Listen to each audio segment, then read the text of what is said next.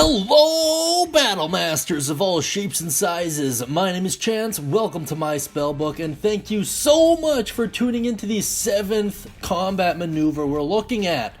Today we're going to be taking a look at lunging attack, which is perfect for those hard to reach enemies.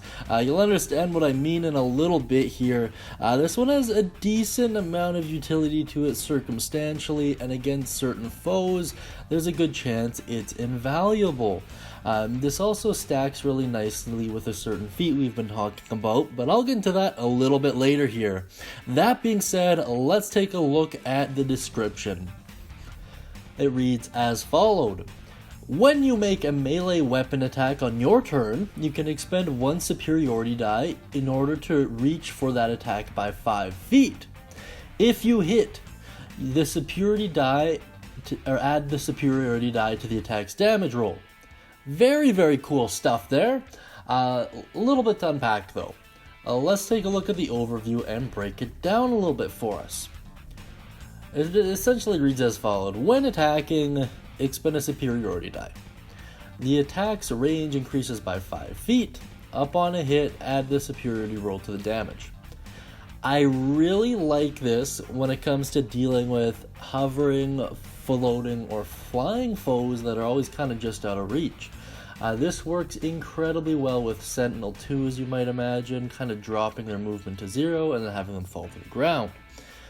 That being said, it's a little bit tricky in terms of how useful it is outside of that. Reason being is, unlike a lot of these other combat maneuvers, you still need to roll to hit. A lot of them say after you hit or when you hit, but this one says when attacking. What that means is there's still a chance for you to miss and waste a superiority die in the process. As cool as I think this is, mechanically it's a little bit lackluster. Not only is it a waste of or a potential waste of a superiority die, but it specifies that it can only be a melee weapon attack, which means you can't use spells with it either to give it an extra boost. I'd homebrew it so you could, but by raw you cannot. It's for that I'm a little bit underwhelmed by it. It's really cool thematically, as are most of these, but in terms of mechanical benefits, you're better off carrying a whip with you, if that makes sense. In any case, that's my thoughts and feelings on it. You maybe have different ones.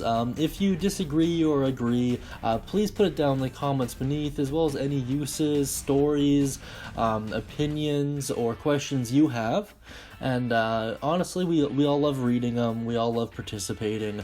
That being said, I hope you all have a wonderful day, and as always, happy adventuring.